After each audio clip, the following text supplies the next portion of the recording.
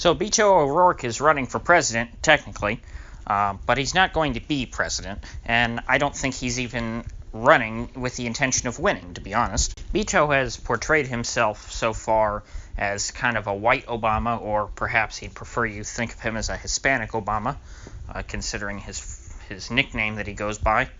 He likes to roll his sleeves up and take his tie off, and, he keeps salt and pepper hair, which says, hey, I've been around the block a couple times, but I've still got a lot of energy. Beto ran as a young upstart to try and win a Senate seat in a major state, that being Texas, much in the same way that Obama did. The big difference, though, between Beto and Obama is that Obama won his Senate race and became a senator. Now, once in the Senate, Obama did not make a whole lot of noise. He was not exactly a big outspoken senator, but he did at least carry that title. So when he announced that he was running for president, at least he had some weight behind him, some sort of a resume. Beto, on the other hand, was a member of the House of Representatives and then ran for Senate and lost. Nobody knew who Beto was when he was in the House. Everyone knows Beto, though, as a loser. That Senate race was covered on the national media quite extensively. And it was obvious at the time that he was using that Senate race as a way to catapult himself to a presidential run, because Beto understood that he was just a member of the House. He couldn't be president. There hasn't been someone elected president from the House of Representatives since Abraham Lincoln. Everyone else has had some sort of some office above the House of Representatives, whether that's senator or governor or vice president. So it was rather savvy of Beto to run for Senate, even though he knew he was going to lose in all likelihood. Interestingly enough, there was one other president who was a House member and then ran for the Senate and lost, and then came back to win the presidency, and that, of course, was Abraham Lincoln. So while Beto does come across as sort of an Obama knockoff in many ways, he does his resume has more in common with Lincoln. So with that said, you would think, well, he must have some chance, and really, I don't think that there's much chance for any white males to come from behind and win this nomination this time around. You've got Bernie and Biden out front, who do have a chance. I don't think they're particularly good.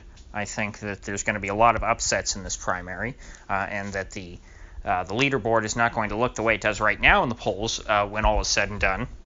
But Biden and Bernie, at least, are starting out with a substantial lead over the rest of the candidates, so they have a chance to try and maintain that. But someone like Beto, who's pulling down at the bottom, relatively speaking, and is also a white male, is going to have a lot of time winning over the intersectional points from people, especially from college students and such, who say, why would I vote for a white male when I could help elevate a woman of color?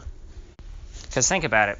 The white college kids who I would think would be Beto's base, if he's running to be the Obama type, Obama 2.0, those kids I think would go more to Kamala Harris or Bernie. Either, Bernie in the sake of intellectual purity and Kamala Harris in the case of intersectionality. Now, that's leaving out the fact that Kamala Harris is a narc and threw a lot of black guys in prison. But the white kids in college don't have to worry about that, so they don't really care that Kamala Harris was a narc. If you think about it, the police stuff, that's more something that, inner city black people care about. White college kids, not so much. They'll give lip service to it, but, when it's all said and done, they're not going to, vote for a white male just because the black woman happens to be a narc. So, based on all these facts, I think that Beto is really running to be vice president. Specifically Joe Biden's vice president, because he would almost be guaranteed to become president at some point, because Biden, if elected, will be by far the oldest man ever elected president, and he will be in no shape to run for a second term. He may even resign partway into his first term, making Beto the president for at least a short time. So a lot of people want to be that Biden VP. Beto, I think, is best poised to do it. Especially since, his views are not all that off from Biden's, because Beto is, despite what he may say and things, he's still on the more moderate end of the Democrats. He's definitely in the neoliberal camp, and very much is in the mold of Obama. Now, if you think about it, if we just essentially get a Biden veto ticket, that could be a lot like an Obama-Biden ticket. Of course, Obama and Biden were elected for the first time over 10 years ago. So that, I think that things have certainly, the Dems have moved to the left, and they will risk alienating a lot of the base, especially a lot of the base that doesn't like white people. And of course, that base I'm referring to is the college kids. The college folks are not excited by white people. The college-educated white folks are very self-hating. I don't think that black voters will have a problem voting for Joe Biden, certainly, or Hispanic Democrats. They'll have no problem voting for Joe Biden. But your upper crust white folks, they don't like to elevate their own kind.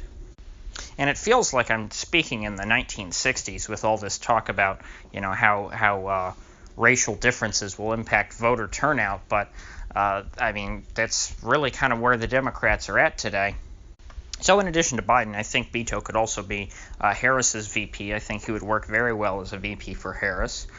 Because, Harris already has the intersectional points being a black woman, and then she could bring on Beto as sort of the Obama lookalike cheerleader. The only person Beto really couldn't be a VP for would be Bernie, because he doesn't add anything to Bernie's ticket. Bernie would probably want, somebody who is not a white male to be his VP, because Bernie already has sort of the ideological points covered. He gets good marks for that, with the whole social democracy stuff. But if he could get someone on board, like, say, Julian Castro or some other lower tier candidate who happens to be some form of minority or a woman, that would really help out Bernie with the intersectional points. But Beto does none of that. Beto is not only a white male, but he's also a neolib who would really not mesh well with Bernie. Oh, and also one more point. Beto is going to have a problem because after his Senate race, he kept all the cash that was donated to him, and people really wanted him to spread the wealth around and share all of his Senate cash donations with candidates around the country, because he did not spend all of his money in the Senate campaign. Of course, the reason why he did that was so that he would have some money to run for president. It was very obvious, but there were a lot of Democrats who were ticked about that, so Beto's going to have trouble sort of fitting in with the Dem establishment. But again, I don't think you necessarily need establishment support to be president these days. Of course, when you've got other things going against you, it doesn't hurt to have establishment support. If you got anything of value out of this video, please do click the like button and hit the subscribe button, because I do upload every day, and I always try and keep the topics relevant. So I'll see you all tomorrow.